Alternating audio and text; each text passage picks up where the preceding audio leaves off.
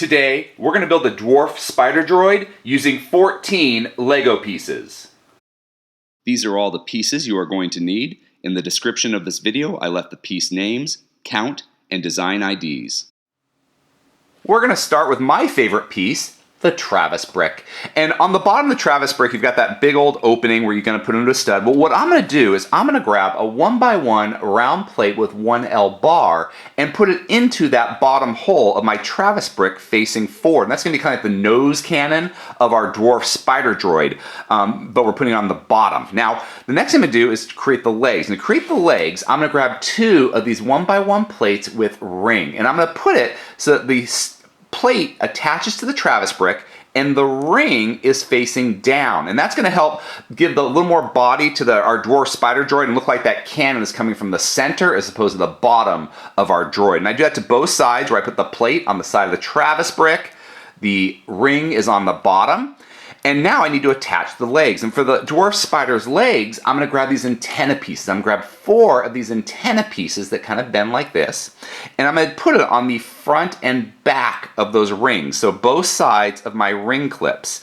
or I call them ring clips, there's rings. And then when I've got them on, you're going to want to adjust them because, like, you'll see I have this one and it's facing down, but I want it more of like an angle like this, so it's sticking out like the spider leg. And this one's just going straight down, so I got to turn it a little bit on the back so we just get the right positioning for the legs. And we're going to do that to both sides. So we've got 4 of these antenna pieces that we're using for our Dwarf spider droid legs.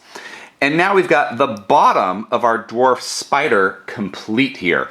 And the next thing I want to do is create the eyes of the spider droid. And to do that, I'm going to grab this 1x2 plate. And what I'm going to do is on the back of a 1x2 plate, you're going to see that anti-stud.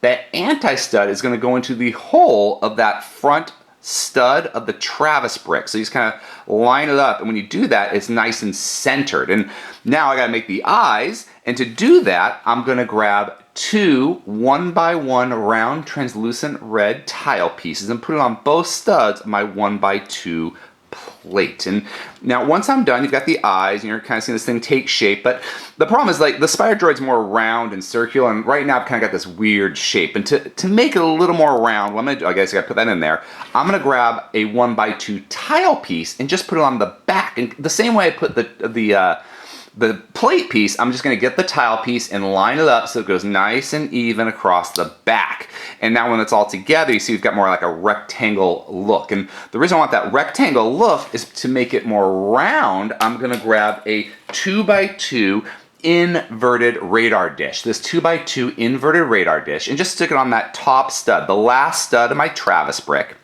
And here, when we put that on, you kind of see how it's a little more rounded in its look and kind of resembles the Dwarf spider droid more accurately.